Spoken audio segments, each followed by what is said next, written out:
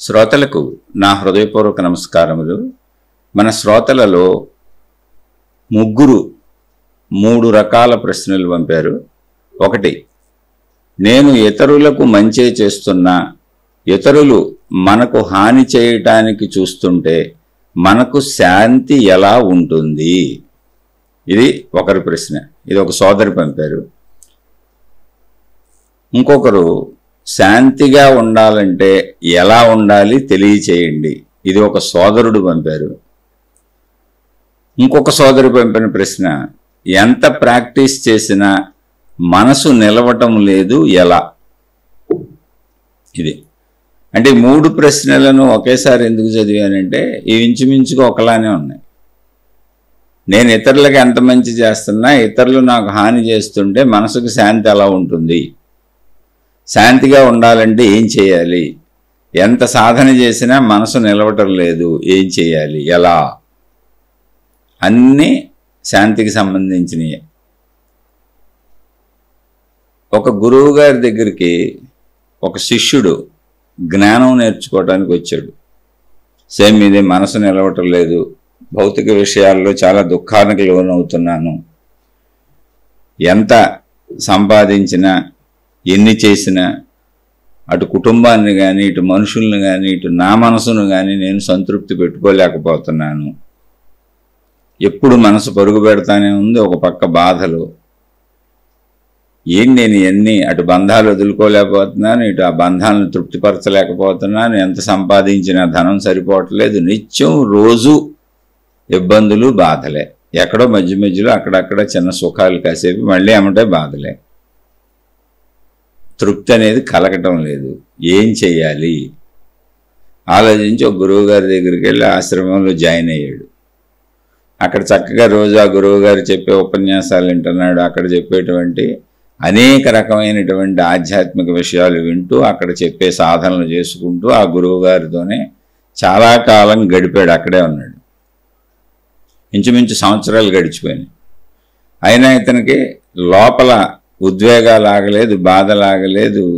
ఇల్లు గుర్తొస్తానే ఉంది, ఇంటి విషయాలు గుర్తొస్తానే ఉన్నాయి, సంబంధ బాంధవ్యాలు గుర్తొస్తానే ఉన్నాయి. అంతా గజిబిజి గందరగోళంగానే ఉంది. ఉండటమైతే ఉంటున్నాడు, ఏదో సాధనలు చేసుకుంటున్నాడు. ఇదంతా ఏదన్నా తగ్గి శాంతిస్తే ఇంటికి వెళ్దామని చూస్తున్నాడు. అంటే మనసు మీద కంట్రోల్ వస్తే, శాంతి వచ్చేస్తే అప్పుడు ఇంటికి వెళ్ళి హాయిగా ఉండొచ్చు. మళ్ళీ ఈ ఆధ్యాత్మికం ఏదో మనకు ఆ శాంతిని ప్రసాదించేస్తుంది. అందుకని ఆ గురువు గారి దగ్గర ఉంటున్నాడు. అది ఎప్పుడు తగ్గిపోద్ది అంటే ఈ ఆడావిడి, ఆదుర్ద, కంగారు, ఒత్తిడి, స్ట్రెస్ ఇవన్నీ ఎప్పుడు తగ్గిపోతాయి? తగ్గట్లేదు. ఈ ఆలోచనలు ఆగటం లేదు, శాంతి రావటం లేదు. ఇంటికి ఎప్పుడు వెళ్ళాలో తెలియదు. ఇప్పటికే సంవత్సరాలు అయిపోయింది. ఒక సందర్భంలో గురువు గారు అలా సాయంత్రం పూట వాకింగ్కి వెళ్తున్న సమయంలో, ఆయన వాకింగ్కి వెళ్తూ రోజు ఎవరో ఒకళ్ళు శిష్యులు ఒకళ్ళిద్దరు ఆయనతో పాటు వస్తారు. ఏదైనా సరదాగా అలా మాట్లాడుకుంటూ ఉంటారు. వాళ్ళు అడిగినాటికి గురువు గారు సమాధానాలు చెబుతూ ఉంటారు. ఒకరోజు ఇతను వెళ్ళాడు వాకింగ్కి వెళ్తూ. గురువు గారు వాకింగ్కి వెళ్తున్నప్పుడు గురువు గారితో పాటు ఇతను వెళ్ళాడు. నడుస్తూ వెళ్తున్నాడు. గురువు గారు మాట్లాడుతున్నారు, ఏనాయనా నువ్వు చాలా కాలం అయింది వచ్చి ఇక్కడికి, బాగున్నావా ఏంటి అది ఇదని గురువు గారు అడుగుతుంటే అతను చెబుతున్నాడు, అయ్యా నేను మీతో ఎప్పటి నుంచి చెబుదాం అనుకుంటున్నాను. నా మనసులో ఏం మార్పు లేదు, వచ్చిన రోజు ఎలా ఉన్నానో అలాగే ఉన్నాను. కాకపోతే మీరు చెప్పినటువంటి కొత్త విషయాలు తెలిసినాయి అంతేను. కానీ నా బాధలేం పోలేదు, నా మనసేం ఆగలేదు, నా ఆలోచనలు ఏం ఆగలేదు, నాకు శాంతి ఏం రాలేదు. ఈ బంధాలు, ఇల్లు, వాకిలు ఇవన్నీ నాకు గుర్తొస్తానే ఉన్నాయి, అన్నీ బాధిస్తానే ఉన్నాయి. ఇప్పుడు మళ్ళీ నేను వెళ్ళాలి, ఇంటికి వెళ్ళిపోతే వాళ్ళు ఏమైపోతారు ఒక పక్కన. నేనేదో ఈ శాంతిని పొంది వెళ్దాం అనుకున్నాను అక్కడికి. మరి ఎలా ఇప్పుడు నేనేం చేయాలి? నాకేం అర్థం కావట్లేదు. సంవత్సరాలు గడిచిపోతుంది. అలానే వెళ్ళి ఆ బాధలు భరించలేకే ఆఖరిలోకి చనిపోదామని నిర్ణయించుకున్నాను కూడాను, సూసైడ్ చేసుకొని. అటువంటి పరిస్థితుల్లో సూసైడ్ చేసుకోవటం ఎందుకు? ఈ ఆధ్యాత్మిక గురువు లేదు, శాంతి దొరుకుతుంది, ప్రశాంతత ఉంది, ఆత్మజ్ఞానం, ఆధ్యాత్మిక అభివృద్ధి అని చెబుతున్నారు కదా అని మీ దగ్గరికి వచ్చాను. వచ్చైతే ఇక్కడ ఉన్నాను, కానీ పాత పరిస్థితి ఉంది మనసుకి. మళ్ళీ ఒక పక్క ఇంట్లో వాళ్ళు ఎలా ఉన్నారో ఏంటో, మరి నేను వెళ్ళిపోతే అలాగే ఏదో ఏర్పాట్లు చేసి వచ్చాను వాళ్ళకి. కానీ మళ్ళీ నేను వెళ్ళిపోతే ఎలా అనేటువంటి భావన, ఎప్పుడు వెళ్ళాలో తెలియట్లేదు, నాలో మార్పు ఏమీ లేదు. అలానే పాత మనసుతో అక్కడికి వెళ్ళి ఉండలేను. ఆ పాత మనసు, పాత ఆలోచనలు, పాత ఘర్షణలు, పాత సంఘర్షణలు, ఆ ఒత్తిడి, స్ట్రెస్ ఇది భరించలేక నేను పాత స్థితిలో ఆత్మహత్య చేసుకుందామని వచ్చేసినోడిని. ఇప్పుడు మళ్ళీ వెళ్తే నా పరిస్థితి అలాగే ఉంటుంది. అలానే ఇక్కడ శాంతి రాలేదు, అలానే అక్కడ అది గుర్తొస్తానే ఉంది. ఇప్పుడు ఏంటో నా పరిస్థితి అర్థం కావట్లేదు గురువుగారు. మీకు చెప్పడానికి మీరు నాకు ఏకాంతంలో దొరకలేదు, నాకు ధైర్యము సరిపోలేదు. ఎందుకంటే మీరు చెప్పే ఉపన్యాసాలు, రోజు ప్రవచనాలు చెబుతున్నారు, మాకు మంచి మాటలు చెబుతున్నారు, సాధనలు చేసుకోమంటున్నారు, అన్నీ చేస్తున్నాం మీరు చెప్పినట్టుగానే. కానీ నాలో మార్పు రాలేదు. ఏంటి నా పరిస్థితి? ఈ బాధలేంటి? ఇదేంటి గోలేంటి? అసలు ఈ మనసు గోలేంటి? అది ఆగట్లేదు. చాలా ఇప్పుడు నేనేం చెయ్యాలి అని అడిగాడు. అతను అడుగుతున్నాడు. ఇలా నడుస్తూ గురువుగారు విని అలా వెళుతున్న గురువుగారు ఆ పక్కన రోడ్డుకి అటు ఇటు చెట్లు ఉన్నాయి. వీళ్ళు నడుస్తున్నప్పుడు రోడ్డుకు పక్కన అటు ఇటు చెట్లు ఉన్నాయి. ఇతను చెబుతున్నాడు, గురువుగారు వింటూ అలాగా అని కొడుతూ ముందుకు నడుస్తున్నారు. ఇతను చెప్పడం పూర్తయింది, అన్నీ విన్నారు గురువుగారు. అలా నడుస్తూ నడుస్తూ ఒక్కసారిగా పక్కకి ఎవరో లాగినట్టు అయిపోయి గురువుగారు, అక్కడ ఎవరు మనుషులు లేరు, రయ్యని పక్కకి వెళ్ళిపోయారు.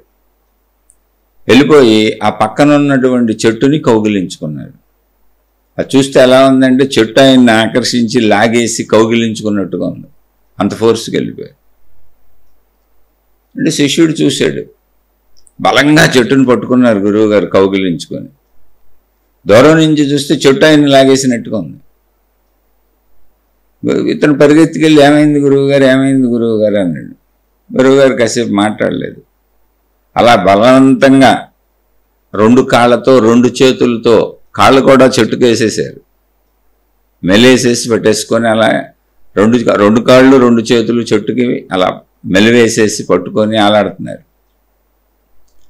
అంటే చెట్టు కౌగిలించుకొని ఉండిపోయారు అనమాట, కాళ్ళతో కూడా. అసలు ఇతనికి ఏం అర్థం కాలే. గురువుగారు ఏమైంది, గురువుగారు ఏమైంది అని అడుగుతున్నాడు. అంటే నాయన చెట్టు నన్ను పట్టేసుకుంది, వదలట్లేదండి. ఈ చెట్టు నన్ను పట్టేసుకుంది, ఇది వదలటలేదు.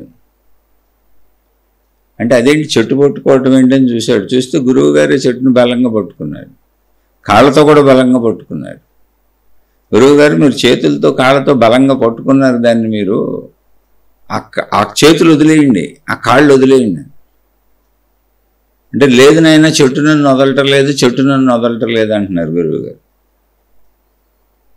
అంటే శిష్యుడు చెట్టు మిమ్మల్ని వదలటం ఏంటండి, చెట్టు ఎక్కడ పట్టుకుంది? అసలు మీరే కదా చెట్టును పట్టుకున్నారు. చెట్టుకు మిమ్మల్ని పట్టుకోవడానికి కానీ చేతులు కాళ్ళు ఉన్నాయా? మీరు కదా చేతులు కాళ్ళతో పట్టుకున్నారు. చెట్టు మిమ్మల్ని ఎలా పట్టుకుంటుంది గురువుగారు? లేదు నాయన నువ్వు చూసావు కదా, ఇదిగో నీ పక్క నుంచి ఇలా వచ్చేసాను, చెట్టు లాగేసింది, ఇలా వచ్చేసి నేను దాన్ని పట్టేసుకున్నాను. అదేంటి గురువుగారు, లాగే చెట్టు అయితే మీతో పాటు నన్ను కూడా లాగుద్ది కదా, అది నన్ను లాగలేదు కదా, మీరు ఒక్కళ్ళే వచ్చారు కదా, మీరే పరిగెత్తుకెళ్ళి దాన్ని పట్టుకున్నారు. ఒకవేళ నిజంగా అది లాగే చెట్టు అయితే నన్ను కూడా లాగేస్తుంది కదా, నేను ఇప్పుడు దాని పక్కనే ఉన్నాను కదా, నన్ను లాగలేదు కదా. వదిలేయండి గురువుగారు, ఆ చేతులు వదిలేయండి, ఆ కాళ్ళు వదిలేయండి అంటున్నాడు. లేదైనా చెట్టు వదలటం లేదండి. ఇలా కాసేపు వాళ్ళిద్దరికి చర్చ జరిగింది. అంటే శిష్యుడు చెబుతున్నాడు, వదలండి గురువుగారు, ఒకసారి వదిలితే మీకు తెలుస్తుంది కదా. చివరికి గురువుగారు వదిలేరు, చేతులు వదిలేశారు, కాళ్ళు వదిలేశారు, పట్టు వదిలేశారు, మామూలుగా నుంచున్నారు. కాళ్ళు వదిలేసి ముందు కిందకి పెట్టి తర్వాత నుంచొని చేతులు వదిలేశారు. మరి వదిలేసిందిగా గురువుగారు, మీరే కదా పట్టుకున్నారు, చెట్టు పట్టుకుంది అంటారేంటి? ఏమి లేదు నాయన, నువ్వు నాకు ఇందాక నుంచి చెప్పుకొచ్చిన విషయాలు ఇవేను. ఆ చెట్టు నన్ను పట్టుకోవాలా, నేనే పరిగెత్తుకెళ్ళి చెట్టును పట్టుకున్నా, ఎగిరి దూకి కాళ్ళతో చేతులతో పడి పట్టుకున్నా, కానీ చెట్టు వదలటం లేదంటున్నా. నువ్వు నమ్మలేదు కదా ఆ విషయాల్ని. అవును గురువుగారు నమ్మలేదని. ఎందుకని? చెట్టు పట్టుకోలేదు. అవును గురువుగారు పట్టుకోలేదు. అలాగే నిన్ను ఎవరూ పట్టుకోలేదు నాయన, నీ శాంతికి ఏం భంగం కలగలేదు నాయన. నువ్వు చెబుతున్నదంతా నువ్వు పట్టుకున్న విషయాలు. నేను ఈ చెట్టుని కౌగిలించుకొని ఉండిపోయి చెట్టు పట్టుకుంటుంది, చెట్టు పట్టేసుకుంది అని చెబితే నువ్వు ఎలా నమ్మకుండా వదిలేయండి గురువుగారు, వదిలేయండి గురువుగారు అన్నావో, అలాగే నేను సంవత్సరాల నుంచి వదిలేయండి మనసు ప్రశాంతంగా ఉంటుందనే ఆధ్యాత్మిక విషయాలు చెబుతున్నా, సాధనలు చేసుకోండి అని చెబుతున్నా. నువ్వు వదలకపోతే నేనేం చేయను అన్నారు ఆయన. ఇప్పుడు నేను వదిలేను కాబట్టి చెట్టు నుంచి వచ్చాను. చెట్టుని అలాగే కౌగిలించి కూర్చొని చెట్టు నన్ను వదలటం లేదు అంటే ఎవరేం చేయగలరు? నేనే కదా వదలాలి. అలాగే ఆధ్యాత్మికతలో అన్నీ నువ్వు వదలవలసినవన్నీ. నిన్ను పట్టుకుంది ఏంటి చెప్పు? అసలు ఎవరు పట్టుకున్నారు నిన్ను? వదలకుండా నిన్ను పట్టుకున్న ఒక్క విషయం చెప్పు. నువ్వు పట్టుకున్నావు అన్ని విషయాలు. నా భార్య అంటావు, నా భర్త అంటావు, నా పిల్లలు అంటావు, నా ఇల్లు అంటావు, నా ఆస్తి అంటావు, ఏదో ఒకటి మొత్తం నాది నాది నాది నేనని నువ్వు పట్టుకున్న. ఆఖరికి నేననుకునే నీ శరీరం కూడా నీతో ఉండదు. నువ్వు పుట్టిన దగ్గర నుంచి నీ శరీరం మార్పులకు లోనవుతూ వెళ్ళిపోతూనే ఉంది. చూసుకోండి ఎవరికాళ్ళు. గురువుగారు చెబుతున్నారు అతను, మనం కూడా చూసుకుందాం. అది ఎక్కడైనా ఒక చోట ఆగిందా? అసలు ఇది అని నీకు స్థిరత ఉందా? నువ్వు పుట్టిన కాడి నుంచి ఇప్పటి వరకు నీ ఫోటోలు చూసుకో, శరీరం మార్పులు చెందుతూ వెళ్ళిపోతుంది. మార్పులు చెందుతున్న శరీరాన్ని ఎప్పటికప్పుడు నేననుకుంటూ నువ్వు వెళ్ళిపోతున్నావు. నేననే భావాన్ని దాన్ని తగిలిచ్చావు. కొల్ల శరీరం ఉంది, తగిలిచ్చావు, అది మారిపోతూ వెళ్ళిపోతుంది. పోనీ అది ఉంటుందా? అది మరణానికి వెళ్ళిపోతుంది. అప్పుడేమనుకుంటున్నావు? నేను మరణిస్తున్నాను అనుకుంటున్నావు. శరీరాన్ని అసలు నడిపేది నీలో ఉన్న ప్రాణశక్తి. మరణించినప్పుడు ప్రాణం పోయింది అంటున్నారు. ఆ ప్రాణశక్తి ఉంది. నువ్వు తీసుకుంటున్న ఆహార పదార్థాల వలన శరీరం మార్పులు చెందుతూ ఎదుగుతుంది. అది సృష్టి చేసిన ఏర్పాటు. కానీ నువ్వు శరీరంలో ఉండగా ప్రాణశక్తిని తెలుసుకుంటున్నావా? తెలుసుకోవట్లేదు. అదే ఆధ్యాత్మికతని రోజు చెబుతున్నాను, సాధనలు అందుకే చేయిస్తున్నాను. కాసేపు శరీరాన్ని మర్చిపోండి, కాసేపు మనసును మర్చిపోండి, ప్రశాంతంగా కూర్చోండి, సాధనలు చేయండి అని సంవత్సరాల నుంచి తత్సంబంధిత విషయాలు ఆత్మజ్ఞాన బోధలుగా చెబుతూనే ఉన్నాను, సాధనలు చేయిస్తూనే ఉన్నాను. కానీ నువ్వు వదలటం లేదు కదా. నువ్వు మళ్ళీ నెమరు వేసుకుంటున్నావు. నీ విషయాలన్నింటినీ నువ్వే నెమరు వేసుకుంటున్నావు. ఇల్లు వదిలిచ్చావు, సంవత్సరాలు గడిచిపోయింది. కానీ నువ్వు ఇప్పటికీ ఇంట్లో విషయాలు చెబుతున్నావు. ఇక్కడ లేరాళ్ళు సంవత్సరాల నుంచి. ఇల్లు కూడా ఇక్కడ లేదు. నువ్వు పూర్తిగా ఆశ్రమంలో ఉన్నావు, ఇక్కడ ఉన్న మనుషులతో ఉన్నావు, ఇక్కడ ఉన్న వాళ్ళతో ఉన్నావు. కానీ నువ్వు ఆశ్రమంతో సంబంధం పెట్టుకోలేదు. ఇక్కడ ఉన్న నీ చుట్టూ ఉన్నటువంటి నీలాంటి సాధనలు చేసేవాళ్ళు 100 మంది ఉన్నారు, వాళ్ళతో సంబంధం పెట్టుకోలేదు, నాతో సంబంధం పెట్టుకోలేదు, మా మీద నీకే బంధం లేదు. మళ్ళీ నీ ఇల్లు, నీ విషయం, నీ ఆస్తిపాస్తులు, నీ వాళ్ళు, నీ గొడవే చెబుతున్నావు. అంటే నువ్వు దాన్ని అసలు మర్చిపోలేదు. వచ్చిన ప్రదేశంతో సంబంధం పెట్టుకోవాలా. ఎందుకని అది నాదని నువ్వు అనుకోవాలా. నిజంగా దాని మీద నీకు ఏ భావన లేదు. నువ్వు నేర్చుకొని వెళ్ళిపోదామని వచ్చావు, శాంతిని పొందేసి ఇంటికి వెళ్ళిపోదామని వచ్చావు. చెబుతున్న ఆయన మీద ఏ సంబంధం పెట్టుకోవాలా. ఎందుకని గురువుగారు అందరికీ చెబుతాడు, పెట్టుకోవాల్సిన అవసరం కూడా లేదు. నిజమే అది. అలాగే ఎంతోమందికి చెబుతాడు ఆయన, అలా చెబుతూనే ఉంటాడు. ఆయన జీవితం ఇది. నేర్చుకుందాం అనుకున్న వాళ్ళు వస్తూ ఉంటారు, నేర్చుకుంటూ ఉంటారు, వెళ్తూ ఉంటారు. కాబట్టి ఎవరెవరు ఏ సంబంధాలు పెట్టుకోక్కర్లా. కాబట్టి వింటావు, ఏదో విన్నప్పుడు గురువుగారు అంటావు, వెంటనే కాసేపు నేను శిష్యుడు అంటాను. నీ దారి నువ్వు పోతావు, నా దారి నేను పోతాను. ఓకే, బాగానే ఉంది. అలాగే ఆశ్రమంతో ఏం సంబంధం పెట్టుకోక్కర్లా. ఎందుకంటే ఇది నీది కాదు, ఎవరిది కాదు. ఇది వస్తారు, వెళ్తా ఉంటారు అంతే. ఎవరో 10 మంది డబ్బులు ఇస్తే కట్టాను నేను. ఇదే నేను చేసింది కాదు. ఎవరో తలకు రూపాయి దక్షిణ ఇచ్చారు. ఇదంతా ప్రజలది, దాంతో కట్టాను. ఏదో నేను తెలుసుకున్న జ్ఞానం, ఆ జ్ఞానం కూడా నాది కాదు. నాలాంటి వాళ్ళు, ఇంతకు ముందు వాళ్ళు ఎంతోమంది, కొన్ని వందల వేల మంది గురువులు మహాత్ములు తెలియజేసింది నేను సాధన చేసుకుని అనుభవం పొంది అందులోంచి మీకు చెబుతున్నా. కాబట్టి ఇది నా సొంతమని చెప్పడానికి లేదు, కాబట్టి అది లేదు. కాబట్టి నువ్వు నాతో సంబంధం పెట్టుకోక్కర్లా. ఇక్కడ ఉన్నవాళ్ళు నీలాంటి వాళ్ళే కాబట్టి వాళ్ళతో సంబంధం పెట్టుకోక్కర్లా, ఆశ్రమంతో సంబంధం పెట్టుకోక్కర్లా. కరెక్ట్గానే ఉన్నావు ఇక్కడ. మరి అక్కడ అంత సంబంధం పెట్టుకొని నిన్ను నువ్వే దుఃఖ పెట్టుకుంటున్నావు. అది నువ్వు పట్టుకున్నావు, నేను చెట్టును కౌగిలించుకున్నట్టు. ఇక్కడ నువ్వు పట్టుకోలే. ఎక్కడ నువ్వు పట్టుకున్నావో అక్కడ నీకు బంధం ఉంది. ఎక్కడ నీకు బంధం ఉందో అక్కడ నీకు అనుకూలత ఉంటే సుఖం ఉంది, అక్కడ నీకు వ్యతిరేకత ఉంటే దుఃఖం ఉంది. నువ్వు పట్టుకొని చోట బంధము లేదు, బంధం లేని చోట సుఖము లేదు, దుఃఖం లేదు. అసలు బాధ అనేది లేదు, అసలు ఆలోచనే లేదు. నువ్వు ఎక్కడెక్కడ పట్టుకుంటున్నావో అక్కడక్కడ నీకు బంధం ఏర్పడుతుంది. బంధం ఏర్పడిన చోట ఆలోచన పుడుతుంది. ఆలోచన పుట్టిన చోట సుఖమో దుఃఖమో ఒక అనుభవం కలుగుతుంది. ఎందుకంటే అక్కడ ఏదో ప్రయత్నం నువ్వు చేస్తూ ఉంటావు.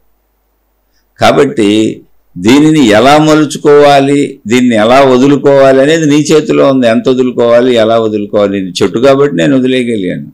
అదే నీ కుటుంబ జీవితం, నీ సంసార జీవితం, నువ్వు ప్రపంచంలో జీవించే జీవన విధానం, ఈ శరీరం 100 ఏళ్ళు ఉంటుంది. దీనికి అన్నీ అవసరమే. తల్లిదండ్రులు అవసరమే, భార్య పిల్లలు అవసరమే, కుటుంబం అవసరమే, స్నేహితులు అవసరమే, అన్నీ అవసరమే. కానీ ఎంత అవసరం, ఎంతవరకు ఉంచుకోవాలి ఇది తెలుసుకోవాలి. అంటే ఎంత పట్టుకోవాలి, ఎంత పట్టుకోకూడదు. అంటే ఆనందంగా ఉన్నంత వరకు పట్టుకోవాలి, దుఃఖంలోకి వెళ్లకుండా ఆపుకోవాలి. అది నువ్వు చేసుకోవాలి. నేను ఎలా చేయగలను? పట్టుకోవటం వదలటం నీకే కుదురుతుంది. నేను బోధ మాత్రమే చేయగలను. తత్సంబంధిత సాధనలు చేస్తున్నాను కూర్చోబెట్టి. కాసేపు శరీరాన్ని మర్చిపోండి, కాసేపు మనసును మర్చిపోండి, విశ్రాంతిగా ఉండటం అలవాటు చేసుకోండి నేర్పుతున్నాను. కానీ మీరు ఉండటంలా వదలటలేదుగా. ఆ మనసుని శరీరాన్ని నువ్వు ఎప్పుడు పట్టుకోవాలి, ఎంత పట్టుకోవాలి, ఎలా పట్టుకోవాలి నువ్వు తెలుసుకోవాలి. కాబట్టి నువ్వు వదలకుండా నేను నీకు ఏమీ చేయలేను, జ్ఞానం చెప్పగలను.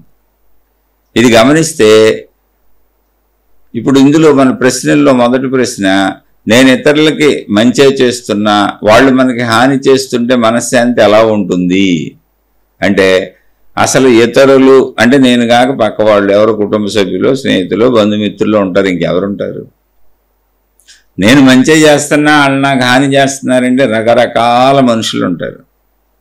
మంచి చేస్తున్నామని మనం అనుకుంటూ ఉండొచ్చు, అది మంచి కాదని వాళ్ళకు అనిపిస్తూ ఉండొచ్చు. వాళ్ళు మనకి మంచి చేస్తున్నారని వాళ్ళు అనుకుంటూ ఉండొచ్చు, అది మంచి కాదని మనం అనుకుంటూ ఉండొచ్చు. కొంతమంది ఉద్దేశపూర్వకంగా కావాలనే మనకి చెడు చేయొచ్చు, కొంతమంది తెలియక చెడు చేయొచ్చు, కొంతమంది మంచి చేస్తున్నాం అనుకొని చెడు చేయొచ్చు. ఈ అన్ని రకాల్లోనూ మనం ఉండొచ్చు, ఇతరులు ఉండొచ్చు. ఇదే జీవిత నడక. ఇక్కడ ఎవరో పరిపూర్ణమైనటువంటి జ్ఞాన పురుషులు లేరు. ఒకవేళ కాదు, పరిపూర్ణమైన జ్ఞాన పురుషులు ఉన్నా మనకి ఇలాగే ఉంటుంది. మన ఎదురుగుండా ఒక జీవన్ముక్తుడు వచ్చి కూర్చున్నాడు. ఇప్పుడు ఒక జీవన్ముక్తుడిని పెళ్లి చేసుకున్నాం. స్త్రీలైతే పురుషుడు అనుకోండి, పురుషులైతే స్త్రీ అనుకోండి. ఒక జీవన్ముక్తురాల్ని పురుషుడు పెళ్లి చేసుకున్నాడు, ఒక జీవన్ముక్తుడిని స్త్రీ పెళ్లి చేసుకుంది. సంపూర్ణమైన జ్ఞానం కలిగినటువంటి జీవన్ముక్తుడు. ఆయనకి అసలు ఆ తప్పు చేయడం అనేదే ఉండదు. ఇప్పుడు ఆ జీవన్ముక్తుడి నుంచి ఈ స్త్రీను పురుషుడు నిరంతరం కోరుకుంటానే ఉంటారుగా పెళ్లి చేసుకున్నాక. కోరుకున్నాక ఆ జీవన్ముక్తుడు నీకు తగ్గట్టు ఉంటేనే నీకు ఆనందం కలిగేది. నీకు అంత తగ్గట్టు లేకపోతే జీవన్ముక్తుడైనా సరే నీకు ఆనందంగా ఉండదుగా, నీకు దుఃఖంగా బాధగానే ఉంటుందిగా. ఇప్పుడు జీవన్ముక్తుడే, కానీ నీకు తగ్గట్టు ఉండాలిగా. నువ్వు పెట్టింది తినాలి, తింటాడు ఏదో ఓకే బాగానే ఉంది, కానీ నువ్వు తెమ్మన్నది తేవాలి, నువ్వు అడిగింది ఇవ్వాలి, నీకు నచ్చినట్టు ఉండాలి. అప్పుడు కదా నీకు ఆనందం ఉండేది. జీవన్ముక్తుడు అలా ఎందుకు ఉంటాడు? తన లోకంలో తాను ఉంటాడు. జీవన్ముక్తుడు అంటే అర్థం ఏంటి? శరీరమును మనసును దాటి శక్తి స్థితిలోకి వెళ్ళాడు. శరీరం మనసు ఉన్నాయి అంతే. అప్పుడు ఆయనకి శారీరక కోరిక కలగచ్చు, కలగకపోవచ్చు. నీకు కలిగే శారీరక కోరికలు ఆయన తీర్చొచ్చు, తీర్చకపోవచ్చు. ఆ శారీరక కోరికలు అంటే ఒక్క స్త్రీ పురుష సంబంధిత విషయాలే కాదు, మొత్తం కోరికలన్నీ చెబుతున్నాయి. ఎందుకని జీవితం అంతా కోరికలు అవసరాలేగా.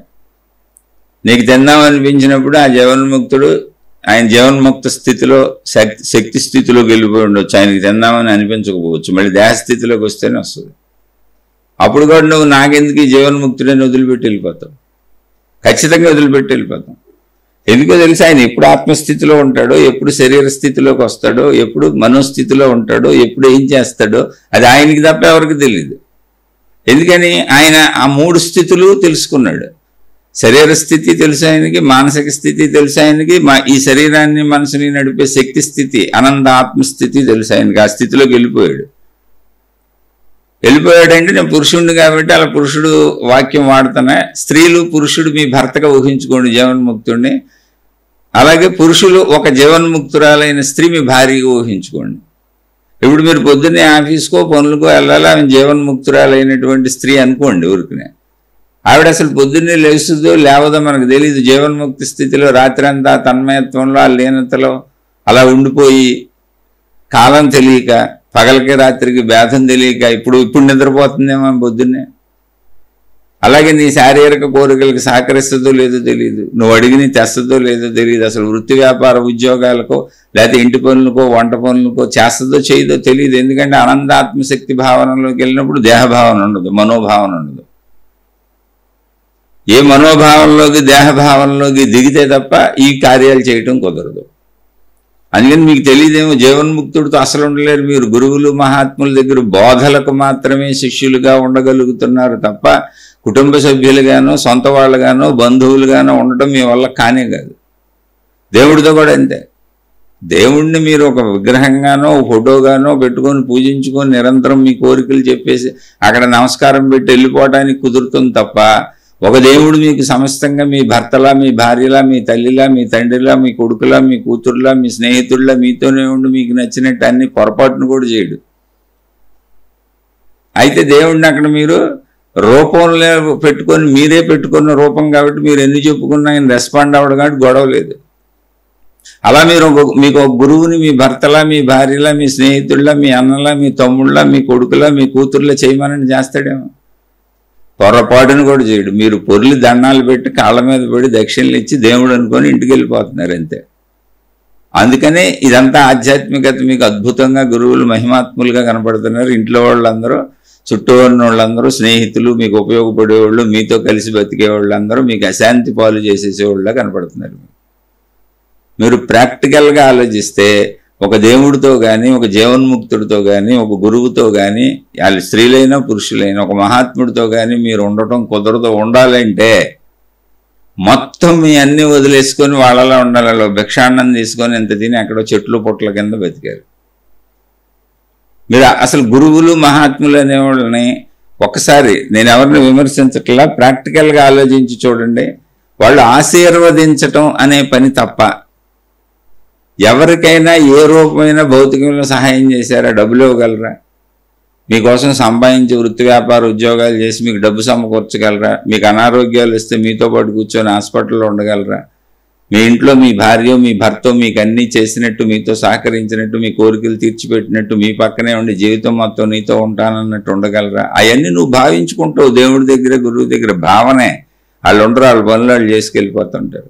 అసలు భౌతికంగా ఇప్పుడు మీకు కనపడేటువంటి అన్ని మతాల, అన్ని మార్గాల గురువులు, స్త్రీలైనా పురుషులైనా, ఆ మహాత్ముల గురువుల స్థాయికి వచ్చిన వాళ్ళందరూ వాళ్ళకొక కార్యం పెట్టుకొని వెళ్ళిపోతూ అందులో ఆ కార్యానికి అనుకూలంగా ప్రజలు అవసరం కనుక, ప్రజల ధనం కావాలి, ప్రజలు కావాలి, సేవ చేసేవాళ్ళు కావాలి కాబట్టి ఆ కార్యాన్ని నిమిత్తం తాము అనుకున్నది మాత్రమే బోధించడం నిమిత్తం ప్రజల్ని సమూహాలను తయారు చేసుకుంటుంటారు.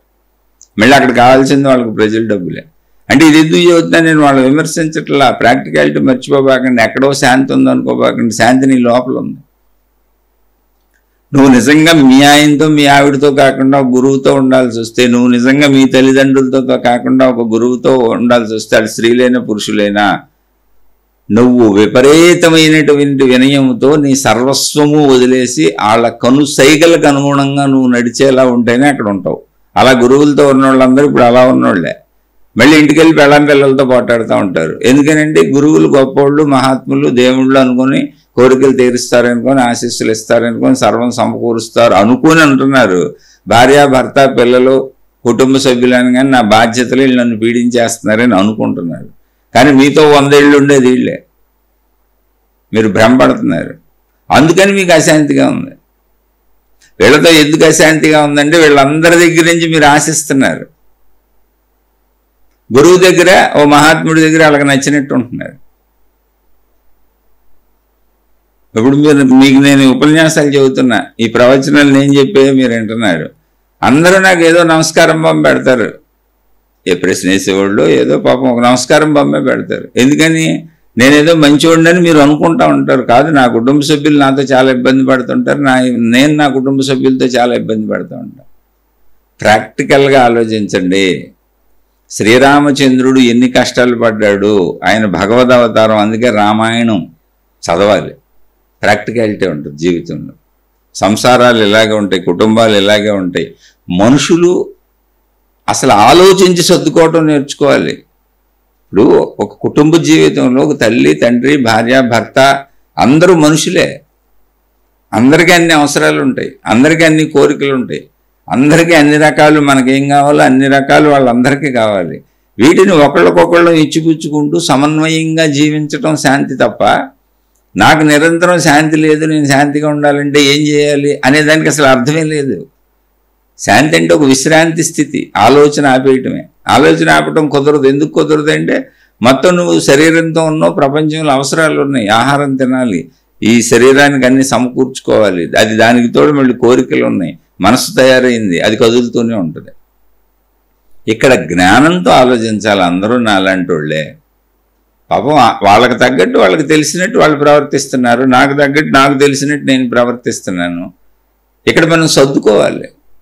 నేను మంచి చేస్తున్నా, నాకు అందరూ చెడే చేస్తున్నారంటే ఎవరికి చెడు చేస్తున్నా, ఎవరెవరికి మంచి చేస్తున్నా మానవ నైజాలు ఇలా ఉంటాయి. కావాలని చెడు చేసేవాళ్ళు ఉంటారు. లోకం ఇంతే, దీని తీరింతే. అలాంటప్పుడు దీని తీరింతే అని చెడుకు దూరంగా ఉండటం నేర్చుకోండి, లేదా చెడుని మనసులోంచి తీసేయండి, లేదా వాళ్ళ నుంచి ఆశించటం మానేయండి, ఉన్నదాంతో హాయిగా ఉండండి. అందుకంటే మార్గమే ఉంది.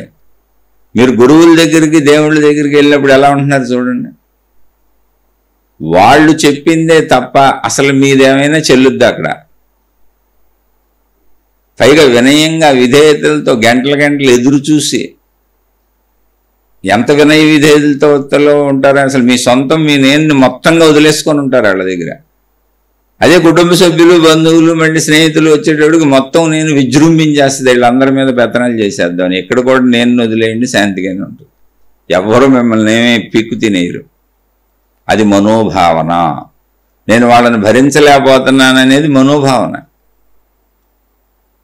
ఎందుకు భరించలే? అసలు నువ్వు దాన్ని తీసుకోబాక మనసులోకి. దేన్ని మనసులోకి తీసుకోబాక. నేను తీసుకోకుండా ఉండలేకపోతున్నాను అంటే ఇందాక గురువు గారు చెట్టును కౌగిలించుకొని చెప్పాడు, చెట్టు వదలటం లేదు నన్ను. చెట్టు నిన్నెందుకు పట్టుకుంది? నువ్వు కదా చెట్టును పట్టుకున్నావు. అలాగే మా ఆయన ఇలా, మా ఆవిడ ఇలా, మా అబ్బాయి ఇలా, మా వాళ్ళు ఇలా చెప్పకండి. మీ ధర్మాలు మీరు చేసి మీ వెళ్ళకుండా ఊరుకోండి. ఎందుకంటే అవన్నీ నాకు ఉన్నాయి, ఎవరికైనా ఉంటాయి. ఇప్పుడు శ్రీరామచంద్రుడు సీతమ్మ తల్లిని రావణాసురుడు ఎత్తుకుపోయాడు, పెద్ద యుద్ధం చేసి తిరిగి తీసుకొచ్చారు. ఎవరో తాగుబోట్లోడు మళ్ళీ ఏదో ఒక చిన్న విమర్శ చేశాడు. అయితే రాజుగా ఒక మామూలు భర్తగా అయితే ఆయన సీతమ్మ తల్లిని అమితంగా ప్రేమిస్తారు, అందుకే అంత యుద్ధం చేసి తీసుకొచ్చారు. కానీ తిరిగి వచ్చినాక ఆయన ఇప్పుడు రాజు అయ్యాడు రాజ్యానికి. అడవిలో ఉన్నప్పుడు ఆయన సామాన్య మనిషి, భర్తగా మాత్రమే పాత్ర ఉంది అక్కడ. అందుకని భార్య కోసం అంత యుద్ధం చేసి తీసుకొచ్చారు. తిరిగి వచ్చినాక రాజ్యం మొత్తం ఈయనకి అప్పగించేశారు. ఇప్పుడు ఈయన రాజాదిరాజు అయి కూర్చున్నాడు, చక్రవర్తి అయి కూర్చున్నాడు. చక్రవర్తి భార్య గురించి ఎవరు విమర్శిస్తే అలాగే నాకు నా భార్య గురించి తెలుసు, కానీ నేను చక్రవర్తిని, ఇది ప్రజల్లో ఇబ్బంది అయిపోద్ది, ప్రజలందరూ రేపు రకరకాలుగా మాట్లాడుకుంటారే. ఒక చక్రవర్తి ఎప్పుడు మచ్చలేని మనిషిలాగా ఉండాలి, ప్రజలకు ఆదర్శంగా ఉండాలి అని సీతమ్మ తల్లిని మళ్ళీ వాల్మీకి ఆశ్రమంలో దింపేశారు, వదిలేశారు. అంతే, ధర్మ పరిపాలన చేయాల్సి వచ్చింది అక్కడ. అలానే ఆయనేమి నేను చక్రవర్తిని, రాజ్యం నాకు కావాలి, సీతమ్మ నాకు అక్కర్లేదని ఆయన అనుకోలే పాపం. తన తమ్ముళ్ళందరినీ పిలిచారు, రాజ్యం మీరు ఎవరొకళ్ళు తీసుకోండి, నేను సీతమ్మతో హాయిగా బతుకుతాను, నాకు వద్దు రాజ్యం, నేను సీతను వదులుకోలేను, సీతమ్మ నాకు చాలా మంచిది, నాకు తెలుసు ఆ విషయం, కానీ రాజుగా ఉంటే మాత్రం నేను వదలాల్సి వస్తుంది. అయితే ఎవరు తీసుకోలేదు. అదేంటన్నా నువ్వు ఉండగా మేము రాజ్యం చేయడం ఏంటి, అసలు ఇంతకంటే దారుణం ఇంకోటి ఉందా అని, అసలు మేము పొరపాటును కూడా రాజ్యం తీసుకోమన్నారు. తప్పనిసరి పరిస్థితుల్లో సీతమ్మ తల్లిని రాజ్యానికి రాజుగా చక్రవర్తిగా వదిలాడైన భర్తగా వదల, మనసులో భర్తగా ఎప్పుడూ సీతమ్మ తల్లి అలాగే ఉంది. ఇలాంటివన్నీ చదివితే మనకు విషయం అర్థమవుతుంది, ధర్మ సంకటాలు ఎలా వస్తూ ఉంటాయి. అలాగే మన జీవితంలో ఎప్పుడూ సంకటాలే ఉంటాయి. ఎందుకని మనకు మనుషులు చుట్టూ కావాలి, కానీ వాళ్ళందరూ మనకు అనుకూలంగా కావాలి. ఎవరికైనా, మీకైనా నాకైనా. జ్ఞానం ఏం చేస్తుందంటే, నేను ఇలా కోరుకుంటున్నాను, ఎప్పుడు నా అనుకూలతలైనా, కాసేపు వాళ్ళ ఇష్టం వచ్చినట్టు వాళ్ళు ఉంటారు, మెదలకుండా ఉండు, ప్రశాంతంగా ఉండు, జుట్టు పీక్కోబాక అని చెప్పుద్ది. అంతే. ఆధ్యాత్మికత జ్ఞానం అంటే ప్రపంచం మారిపోద్దని చెప్పదో. నువ్వు నీ బుర్ర పీక్కోబాక, జుట్టు పీక్కోబాక, మనసు పాడు చేసుకోబాక, గందరగోళ పడబాక, నువ్వు కౌగులించుకున్నావు అన్నింటినీ. ఆ చెట్టును కౌగులించుకుంది నువ్వు, చెట్టు నిన్ను కౌగులించుకోలేదు అని చెబుతుంది. ఇది సాధనతో వచ్చేది తప్ప ఎంతమంది ఎన్ని చెప్పినా ఎందుకు వస్తుంది? మీకు ఇన్ని చెబుతున్నా నేను, నాకు రాలేదని కూడా చెబుతున్నా నేను ప్రాక్టికల్గా. నా కుటుంబ సభ్యులు నా వలన బాధపడతారు. ఏదో జీవితకాలం మౌనం పెట్టుకున్నాను, బయట ప్రజలతో పెద్ద నాకు ఇబ్బందులు, నా వలన బయట ప్రజలకు పెద్ద ఇబ్బందులు. అంటే పెద్ద ఇబ్బందులు మళ్ళీ ఏ కూరగాయలకో, ఏ కిరాణాకో, ఏ డాక్టర్ దగ్గరకో, ఎప్పుడన్నా ఏ బ్యాంక్ అవసరాలు వచ్చి బయటకు వెళ్ళినప్పుడు వాళ్ళు నన్ను ఇబ్బంది పెడతారు, నేను వాళ్ళని ఇబ్బంది పెడతాను. ఖచ్చితంగా జరుగుద్ది మనుషులు కలిసినప్పుడు, ఖచ్చితంగా జరుగుద్ది. ఎందుకంటే నేను నా పని కోసం వెళ్ళా, వాళ్ళు వాళ్ళ పనుల కోసం ఉంటారు, అందరూ నాకు చేయాలని ఎందుకుంటారు. కాబట్టి నేను నా పని కోసం నా పని చేసుకుందామని ప్రయత్నించే దాంట్లో వాళ్ళకి ఇబ్బంది కలగచ్చు, వాళ్ళు వాళ్ళ పనులు చేసుకుంటూ ఉండవాయా చేస్తామన్న దాంట్లో నాకు ఇబ్బంది కలగచ్చు. ఇవన్నీ బాధలే. అయితే నాకు తక్కువ, ఎందుకంటే మొత్తంగా జీవితకాల మౌనంలోకి వచ్చేసాను కాబట్టి అవన్నీ ఎప్పుడూ అరుదుగా జరిగితే ఆ అరుదు కూడా బాధలు కలుగుతూనే ఉంటాయి. ఒకసారి ఏదన్నా పని నుండి బయటకు వెళ్ళిస్తే ఎవరు ప్రశాంతంగా పంపట్లా. దానికి తోడు కుటుంబం ఉంది. మరి కుటుంబంలో నా వల్ల మా వాళ్ళు నిత్యం ఇబ్బంది పడతానే ఉంటారు. ఉన్నప్పుడు నేను ఏదో ఒకటి మాట్లాడతా, వాళ్ళు ఏదో ఒకటి మాట్లాడతారు, ఏదో విషయాలు వస్తాయి, నాదోలా ఉంటుంది, వాళ్ళదొకలా ఉంటుంది. ఈ ప్రపంచంలో ఏ ఇద్దరు ఒకేలా ఆలోచించరు, అసలు ఒకేలా జీవించరు. ఏ చిన్న విషయంలో కూడా ఇద్దరిని ఒకేసారి పడుకోమనండి, ఇద్దరిని ఒకేసారి లెమ్మనండి, ఒకే రకంగా పడుకోమనండి, ఒకే పక్కకి డొల్లమనండి, ఒకే పక్కకి తిరగమనండి, నిద్రలో కుదురుతుందా? అసలు ఒకేసారి నిద్ర పట్టుద్దా? ఒకేసారి నిద్ర లేవగలరా? కుదరు. ఎవరి శారీరక మానసిక స్థితి గతులను బట్టి వాళ్ళ జీవితాలు ఉంటాయి. ఇది అర్థం చేసుకోవటమే జ్ఞానం తప్ప ఏదో అయిపోయి మారిపోతాం అనేది జ్ఞానం కాదు అసలు. ఒక్క సింపుల్ పాయింట్ తీసుకోండి, అందరూ నాలాంటి వాళ్ళే అనుకోండి. నాకు కోపం వచ్చినట్టు వాళ్ళకే వస్తుంది, నాలో చెడు వచ్చినట్టు వాళ్ళలో చెడు ఉంటుంది, నాకు ఈర్ష్య వచ్చినట్టు వాళ్ళకే ఈర్ష్య వస్తుంది, నాకు ఎలాంటి గుణాలు వస్తాయి అన్నీ వాళ్ళకే వస్తాయండి. కాకపోతే వాళ్ళకోసారి వస్తాయి, నాకోసారి వస్తాయి, ఎప్పుడు ఎవరికి ఏది వస్తుందో ఎవరికి తెలీదు. అయితే కుటుంబ జీవితాల్లో ఉన్న మనం అంత పెద్ద రాక్షసులు దుర్మార్గులు ఏం కాదు. ఉన్న మాటకు మాట సరిపడక ఏదో మాట అంటే భరించలేక ఇటువంటి మాటలతో సూటుపోటు మాటలతో ఏదో చిన్న చిన్న అబద్ధాలతో చిన్న చిన్న తప్పులతో చిన్న చిన్న విషయాలతోనే తప్ప మనం ఏదో ఎవరినో పొడిచి చంపేసి హత్యలు చేసేసి మర్డర్లు చేసేసి ఏదో ఎవరిదో దోచేసుకొని ఎత్తుకుపోయి దారుణాలు చేసేంత మనుషులు మనం కాదు. ఎందుకంటే ఆధ్యాత్మికత మార్గంలో వింటున్నారంటేనే అంత దారుణాల్లో ఎవరు ఉండరు. అసలు అంత దారుణాల్లో ఉన్నోళ్ళు ఏ జైళ్ళలోనూ మొగ్గుతూ ఉంటారు, ఇళ్లలో కూడా ఉండరు. మందేంటి ఊరి అహంకార గొడవలు. నాకు అనుకూలంగా నువ్వు చేయలేదు, నేను వాళ్ళకి అనుకూలంగా ఉంటున్నాను, వాళ్ళు నాకు అనుకూలంగా ఉండలేదు, నాకు శాంతి ఉండలేదు. శాంతి నువ్వు ఉంచుకోవాల్సింది, శాంతి ఉండేది కాదు అసలు.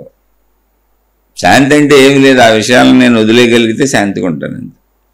మీరు ఏటిని పట్టుకు ఏలాడుతూ ఉంటారో, ఎన్ని విషయాలను మీరు పట్టుకుంటారో మీరు గమనించి చూడండి. మీరే పట్టుకున్నారు ఆ విషయాన్ని. మీరు పట్టుకున్నారు కనుక అది బరువుగా ఉంది మీకు. మీరు తలకెత్తుకున్నారు, మీరు పట్టుకున్నారు, మీరు కౌగిలించుకున్నారు కనుక దాని స్పర్శ, దాని బరువు, దాని ఒత్తిడి అన్నీ తెలుస్తున్నాయి మీకు. వదిలేస్తే శాంతిగా ఉంటుంది. అయితే జీవితంలో అన్నీ వదిలేయటం కుదురుతుందా అంటే కుదరదు. అదే జీవితం. అందుకని వీలున్నంతలో మనం మోయగలిగినంత ఎత్తుకోవాలి. మనం ఎంత అశాంతిని భరించగలమో అంతే పెట్టుకోవాలి. మనం ఎంత ప్రశాంతత కావాలనుకుంటామో అంత వదిలేయాలి. ఎవరైనా సరే, ఇక్కడ జీవన్ముక్తుడైనా సరే భూమి మీద ఉంటే మనుషులతో అశాంతే ఉంటుంది, శరీరంతో అశాంతే ఉంటుంది, మనసుతో అశాంతే ఉంటుంది. కానీ జీవన్ముక్తుడు శరీరంతో మనసుతో పెట్టుకునే కార్యాలు తక్కువ ఉంటాయి. అందుకే మీరు గురువులు మహాత్ములు అనగానే వెళ్ళిపోయి మనమే పొర్లి దండాలు పెట్టేసి, మనమే ఎదురాళ్ళకి డబ్బులు ఇచ్చేసి, మనమే ఎదురాళ్ళకి సేవలు చేసేసి, మనమే అన్ని వాళ్ళకి చేసేస్తాం. ఎందుకని? ఏదో పుణ్యం కొట్టేద్దాం.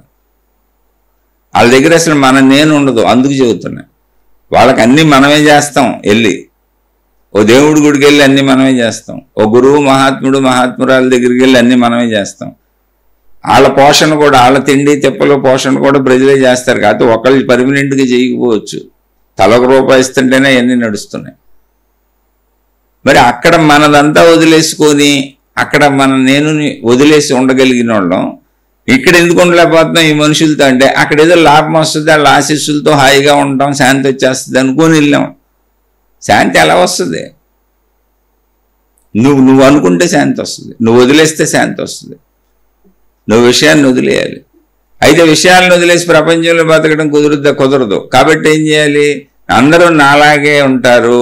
కొందరు తప్పులు ఉంటాయి, కొందరు రైట్లు ఉంటాయి. ఒక్కోసారి తప్పు జరుగుద్ది, ఒక్కోసారి పొరపాటు జరుగుద్ది. కాబట్టి క్షమించటం అలవాటు అవ్వాలి. దయ ఉండాలి ఎదుటోళ్ళ మీద దయ ఉండాలి. తప్పులు చేసినా కూడా నువ్వు వదిలేయగలుగుతావు. నీలో క్షమాగుణం ఉంటే ఎదుటోళ్ళు తప్పులు చేసినా వదిలేయగలుగుతావు. అంటే ఇది నేను చెబుతుంది కాదు. అష్టావక్ర గీతలో అష్టావక్ర మహామునిని జనక మహారాజు, అయ్యా నేను మోక్షాన్ని పొందాలి, నాకు జ్ఞానము వైరాగ్యము మోక్షము కావాలి అంటే నేను ఎలా జీవిస్తే అది నాకు వస్తుంది, మోక్షాన్ని నేను ఎలా పొందగలను అని అడిగాడు. అడిగినప్పుడు అష్టావక్ర మహాముని చెప్పిన మొట్టమొదటి లైన్ ఏంటో తెలుసా? నాయన, విషయములను విషములుగా వదిలేయి, విషయాలను విషములుగా భావించి వదిలేయి. అయితే ఎటువంటి విషయాలను విషములుగా భావించి వదిలేయాలి? అన్ని విషయాలను విషములుగా భావించి వదిలేస్తే మనం బతకాలిగా అసలు. ఇప్పుడు అన్నాన్ని కూడా విషయంగా భావించి వదిలేయలేంగా, అప్పుడు బతకంగా మనం. కాబట్టి ఎటువంటి విషయాలను విషములుగా వదలాలో మళ్ళీ ఆయన రెండవ లైన్ కింద చెప్పారు. రెండవ లైన్ ఏం చెప్పారో తెలుసా? శాంతి, క్షమ, దయ, రుజువర్తనము, ఈ మూడు నీకు ఉండాలని చెప్పారు. క్షమ, దయ, రుజువర్తనం. క్షమ అంటే ఏంటి? ఇతరులను క్షమించడం. అంటే తప్పులు చేసేవాళ్ళు ఎప్పుడూ ఉంటారు. నీలో క్షమాగుణం ఉంటే నీకు దుఃఖం ఉండదు, నువ్వు క్షమించేస్తావు. తప్పులు సహజంలే, మనుషులు చేయక ఎవరు చేస్తారు? నేను కూడా తప్పులు చేస్తా, కానీ ఒకసారి నిన్ను నువ్వు చూసుకో, అలా క్షమాగుణం పెంచుకో. నీలాంటి వాళ్ళు అయినప్పుడు నీలా తప్పులు ఎందుకు చేయరు? మరి తప్పులు చేస్తారు, నేను తప్పును భరించలేను, నాకు ఎవరు తప్పు చేయకూడదంటే నీకు ఎప్పుడు అశాంతే ఉంటుంది. తప్పు చేయని మనిషి ఎవడు ఉంటాడు? సంపూర్ణ జీవన్ముక్తుడు వచ్చినా నీకు నచ్చినట్టు ఉండకపోతే, దేవుడే భూమి మీదకి దిగొచ్చి నీతో పాటు ఉండి నిన్ను పెళ్లి చేసుకొని నువ్వు దేవుడు భార్యవో దేవత భర్తవో అయ్యి ఉండి నీకు నచ్చినట్టు వాళ్ళు ఉండకపోతే నీ బుర్ర పాడైపోద్ది.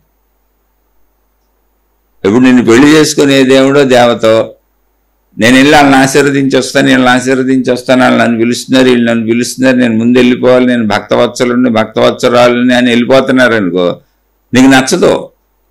అదే నన్ను పెళ్లి చేసుకొని నాతో ఉండి నన్ను కాపాడి నాకన్నీ సమకూర్చి పెట్టాలి, కానీ వాళ్ళందరికీ చేస్తానని పోతున్నా ఏంటని గొడవ మొదలు పెడతావు. ముందు 4 రోజులు 10 రోజులు 1 సంవత్సరం ఊరుకుంటావు, దేవుడు దేవత కదా అని భరిస్తావు, తర్వాత మొదలెడతావు. అదే మనకి ఇళ్లల్లో కూడా జరుగుతుంది. వాళ్ళు వచ్చినా ఇలాగే ఉంటామని ఉదాహరణ చెప్పారు. ఎందుకంటే మనం మనుషులు. దయ అనే గుణం ఏంటి, ఎందుకు ఉండాలని చెప్పారంటే నాలాగే అందరూ ఉంటారు కనుక, నాలో ఉన్నవన్నీ అందరికీ ఉంటాయి కనుక నేను తప్పులు చేస్తా, వాళ్ళు తప్పులు చేస్తారు.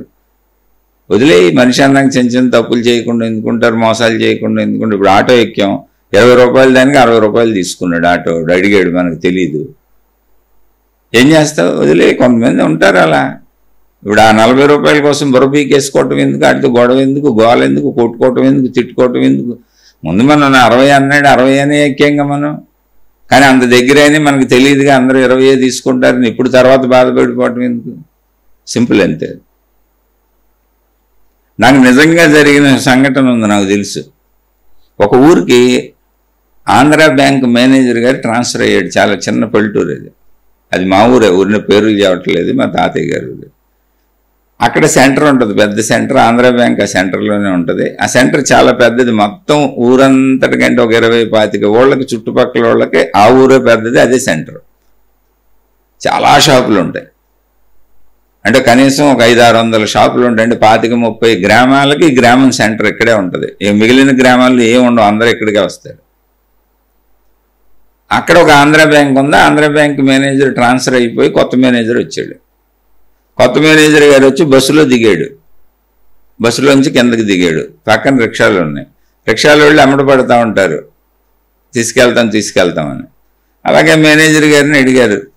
అడిగితే ఎక్కడికి వెళ్ళాలంటే ఆంధ్ర బ్యాంక్కి వెళ్ళాలన్నాడు. ఎక్కడ తీసుకెళ్తానన్నాడు రిక్షాతను. రిక్షాతను తొక్కుకుంటూ తీసుకెళ్ళాడు. చాలా దూరం వెళ్ళారు. వెళ్ళినాక తీసుకొచ్చి ఆంధ్ర బ్యాంక్ దగ్గర దింపాడు. ఆయన ఆంధ్ర బ్యాంకులోకి వెళ్ళిపోయాడు, అయిపోయింది. ఇందులో విచిత్రం ఏముందండి, మీరు ఆంధ్ర బ్యాంక్ అది చెప్పారు అనొచ్చు. ఇంతకీ ఈయన దిగినప్పుడు ఆంధ్ర బ్యాంక్ ఎక్కడుందో తెలుసా? ఆ రిక్షా వెనకాలే ఉంది. రిక్షాలు ఎక్కడున్నాయో ఆ రిక్షా స్టాండ్ వెనకాల ఉన్న బిల్డింగ్లో ఆంధ్ర బ్యాంక్ ఉంది, బోర్డు అక్కడే ఉంది. ఈయనకి తెలియదు, బస్సు దిగాడు, చూడలేదు. రిక్షా వాళ్ళు కమ్మేశారు, అడిగారు. అది పెద్ద సెంటర్. రిక్షా వాడు ఏం చేశాడు, గుండ్రంగా తిప్పుకొని పక్క నుంచి తీసుకొచ్చి అక్కడ దింపాడు అంతే. అయితే ఆ విషయం తెలియదు. ఆయన అడవిలో ఆంధ్ర బ్యాంక్ చూసుకొని లోపలికి వెళ్ళిపోయాడు. తర్వాత మధ్యాహ్నం ఏదో భోజనాలకి మనుషులతో బయటకు వస్తే ఉంది. ఆయన దిగింది అక్కడే, బస్సులన్నీ అక్కడే ఆగుతున్నాయి, అందరూ అక్కడే దిగుతున్నారు, రిక్షాలు అక్కడే ఉన్నాయి, ఆయన ఎక్కింది అక్కడే, ఆయన ఎక్కించుకొచ్చిన రిక్షావాడు కూడా అక్కడే ఉన్నాడు. ఆయన తెలిసిన ఆయన ఆ బ్యాంక్ ఆయన మాకు బంధువు అవుతాడు, ఏదో తెలిసిన ఆయన, అందుకని విషయం తెలిసింది. ఆయన వెళ్ళి రిక్షావాడిని అడిగాడు, అదేంటి ఇక్కడ ఆంధ్ర బ్యాంక్ ఉండి పొద్దున్న నేను ఎక్కించుకొని చుట్టూ తిప్పి తీసుకొచ్చి డబ్బులు తీసుకున్నావు, ఇక్కడే ఉందని చెప్పొచ్చు కదా అని. ఆడు నవ్వునవ్వాడు అంతే. ఇప్పుడు దానికి ఏంటి, బుర్ర చింపేసుకొని ఆయన కొట్టేద్దామా, చంపేద్దామా ఏంటి? వాళ్ళు ఏదో పాపం 10 రూపాయలు వస్తాయని రిక్షా తొక్కోవడానికి కూర్చున్నారు. అయితే ఆంధ్ర బ్యాంక్ మేనేజర్ గారు ఎంత మంచి అయినంటే నవ్వి అతన్ని సర్లేవా అని భుజం తట్టి వెళ్ళిపోయి, తర్వాత ఏ పనున్నా ఆయన ఎక్కడికి వెళ్ళాలన్నా అదే రిక్షా పిలుచుకున్నాడు. ఎందుకంటే రిక్షాలు తప్ప ఏమీ లేవు ఆ రోజుల్లో అక్కడ. ఆయనేమో విరోధం పెట్టుకోవాలా. ఎందుకనంటే నేను పెద్ద మేనేజర్ని, బ్యాంక్ మేనేజర్ని, నాకు బోల్డ్ ఫెసిలిటీస్ ఉంటాయి. పాపం ఏదో రిక్షాని పల్లెటూరులో బేరాలే ఉండవు కదా, ఏదో పాపం రూపాయి వస్తుందని అలా చేసి ఉంటాడులే అని ఆలోచించుకున్నాడు. అలా మీరు ఆలోచించుకోగలిగితే మనలో ఈ తప్పులన్నీ ఉంటాయి, శాంతి అలాగే వస్తుంది. నేను కూడా అలాంటి మనిషినే, మామూలు మనిషిని, ఎలాంటివి నేను ఎన్నో చేసి ఉంటాను. నా మనసుని నేను శాంతిగా ఉంచుకోవాలంటే ఇతరులను నేను క్షమించాలి, దయ చూపించాలి. ఆ దయనే అష్టావక్ర మహాముని చెప్పారు. దయ ఉండాలి, నీకు క్షమ ఉండాలి. దయ అంటే ఏంటి? సహాయం చేసే గుణం. దయ అంటే ఇతరుల పట్ల సహాయం చేసే గుణం. వాళ్ళ మీద జాలి కలగాలి నీకు, వాళ్ళకి సహాయం చేసే గుణం ఉండాలి నీకు. క్షమ అంటే ఏంటి? నిన్ను మోసం చేసి నిన్ను ఇబ్బంది పెట్టిన వాళ్ళని క్షమించే గుణం ఉండాలి. ఎందుకని అలా ఎప్పుడు జరుగుద్ది ప్రపంచంలో. కావాలని చేయొచ్చు, పొరపాటుని చేయొచ్చు, తెలియక చేయొచ్చు. అది మనకి ఇబ్బంది అవుతుందని వాళ్ళు అనుకోకపోవచ్చు. కావాలని చేసి ఇబ్బంది పెట్టచ్చు, తెలియక ఇబ్బంది పెట్టచ్చు, పొరపాటును ఇబ్బంది పెట్టచ్చు. ఏ రకమైన ఇబ్బందే కానీ నీకు అప్పుడు క్షమ ఉందని వదిలేస్తావు. ఆ మనుషులన్నా కల్లా ఉంటారు లేదు, అది సామాన్య విషయం. దాన్ని పట్టుకొని పిక్కోకూడదు. ఎక్కువ బుర్ర పిక్కోవటం మానేస్తే శాంతి వచ్చేస్తుందండి. ఒకటే మాట. అసలు ఇది అది అని ఆలోచించబాకండి. నేను ఎలా అన్నాడు, అలా అన్నారు, ఎవరిది న్యాయం, ఎవరిది అన్యాయం, ఇన్ని పిక్కోబాకండి. విషయాన్ని ఎక్కడికక్కడ వదిలే న్యాయాన్యాయాలు తీర్చేది ఏంటి? కోర్టుల్లో కొన్ని లక్షల కోట్ల కేసులు పెండింగ్లు ఉండిపోయినాయి సంవత్సరాల నుంచి, తీర్పులు చెప్పలేక. అని కోర్టులు సరిపోట్లా, ఇంకో 1,00,000 కోర్టులు పెట్టినా కోర్టులు జడ్జిమెంట్లు ఇవ్వడానికి సరిపోట్లా. అన్ని కేసులు ఉన్నాయి. ఎందుకని తొందరపడి కేసు ఎవరికి జడ్జిమెంట్ ఇస్తాడు? ఆయన నిర్ణయం వచ్చేదాకా జడ్జిమెంట్ ఇవ్వలేడు. జడ్జి గారికి తెలియదు కదా, సాక్ష్యాలను పెట్టే కదా. తొందరగా కొన్ని కేసులు తేల్చేద్దామంటే ఏదో ఒక తప్పుడు నిర్ణయాలు ఇవ్వకూడదు కదా. మన జీవితం కూడా సేమ్ అలాగే ఉంటుంది. ఇక్కడ తేల్చేది ఏమీ లేదు, తేల్చుకోవటం కుదరదు. ఎవరి తప్పు ఎవరిది రైటు కుదరదు. వాళ్ళ భావనలో వాళ్ళది రైటు, నీ భావనలో నీది రైటు. వాళ్ళ పరిస్థితుల్లో వాళ్ళది రైటు, నీ పరిస్థితుల్లో నీది రైటు. అసలు తినడానికే తిండి లేనోడు దొంగతనం చేశాడు, ఏం చేయాలి ఇప్పుడు? ఏదో ఒకటి చేసుకు బతకూడదా? తినడానికి తినలే, దొంగతనాలు చేయాలా, కూలి పని చేసుకోకూడదు, అవి చేయకూడదు, ఇవి చేయకూడదు, 100 మాట్లాడతాం మనం. ఏమండి, అసలు కూలి పని చేయడానికి అవకాశం లేనిది ప్రదేశాలు బోల్డ్ ఉన్నాయండి. అసలు కూలి పని చేయడానికి పని కూడా ఉండదు వాళ్ళకి. అలాంటి చోటే ఈ టెర్రరిజాలు, ఈ నక్సలైట్లు, ఇలాంటి ఫ్యాక్షనిజాలు అన్నీ బయలుదేరింది. అక్కడే పని కూడా లేదు చేసుకోవటానికి. అందుకని తప్పనిసరిగా వాళ్ళు అలా అయిపోయారు బతకటం కోసం. అంటే నేను అవన్నీ ప్రోత్సహించట్లా. విశాలమైన ప్రపంచంలో విశాలమైన ఆలోచన కలిగి ఉండాలి. అదే అష్టావక్ర మహాముని మోక్షానికి చెప్పిన మొట్టమొదటి విషయం ఏంటంటే 5 విషయాలు చెప్పారు. మీకు అందులో 3 చెప్పాను. దయ, క్షమ. దయ అంటే ఇతరులకు మేలు చేయటం, క్షమ అంటే నీకు హాని చేసిన వాళ్ళని క్షమించడం, నిన్ను ఇబ్బంది పెట్టిన వాళ్ళని క్షమించడం. ఈ 2 గుణాలు ఉంటే నువ్వు శాంతిగా బతుకుతావు. రుజువర్తనము అంటే ఎప్పుడు కపట నాటకాలు ఆడకూడదు, ఉన్నదన్నట్టుగా జీవించాలి, ఎవరిని మోసం చేయకూడదు. రుజువర్తనం అంటే స్ట్రైట్ ఫార్వర్డ్గా ధర్మంగా మంచిగా ఉండాలి. తప్పు అయితే తప్పు, రైట్ అయితే రైటు. నీ వైపు నుంచి చెప్పాలి, ఎదుటోళ్ళది కాదు. నీది తప్పు, నీది రైటు కాదు, నీకు రుజువర్తనం ఉండాలి. అంటే నువ్వు ఎప్పుడు ఖచ్చితంగా మంచిగా ధర్మంగా ఉండాలి. ఇది 3వది. 4వది ఎప్పుడూ సంతోషంగా ఉండాలి. ఏమున్నా లేకపోయినా సంతోషంగా ఉండాలి. ఎప్పుడు సంతోషం అనే భావంతో బతకాలి అని చెప్పారు ఆయన. అన్నీ ఉంటే సంతోషంగా ఉంటాను, సర్వం సమకూరితే సంతోషంగా ఉంటానంటే నువ్వు ఉండేది ఏంటి? సర్వం సమకూరితే అందరికీ ఉండేది సంతోషం. ఏమీ సమకూరనప్పుడు కూడా ఉన్నదాంతో సంతృప్తిగా ఉండటమే ఆధ్యాత్మికత. ఏంటి ఏమి సమకూరేది? తినడానికి తిండి, కట్టుకోవడానికి బట్ట, ఉండడానికి వసతి, అంతేగా. చెట్టు కింద పడుకొని అంతమంది మహాత్ములు, గోచీలు పెట్టుకొని అంతమంది మహాత్ములు జీవన్ముక్తులు సంతోషంగా 80 ఏళ్ళు 90 ఏళ్ళు బతికి చూపిస్తే నేను ఉండలేనంటావేంటి? ఇంకా ఉండలేనంటే నీకు సాధన రాదు. నువ్వు వాళ్ళని చూసి ఎన్ని బోధలు విన్నా, ఎన్ని గ్రహించినా వేస్ట్. ఇందాక చెప్పే గురువు గారి దగ్గరికి వెళ్ళాడు, శాంతి వస్తే తిరిగి ఇంటికి వెళ్దాం అనుకుంటున్నాడు. సంవత్సరాలైనా శాంతి రావట్లేదు, ఇంటికి వెళ్ళట్లేదు. అలానే ఇంటికి వెళ్ళాలనే ఉంది. ఎప్పుడు ఇంటికి వెళ్తానా అని ఎదురు చూస్తున్నాడు. ఎందుకని వచ్చాడు? శాంతి పోయి సూసైడ్ చేసుకుందాం అన్న పరిస్థితుల్లో ఇక్కడికి వచ్చాడు గురువు గారి దగ్గరికి. ఆధ్యాత్మికతకి శాంతి వస్తుందని.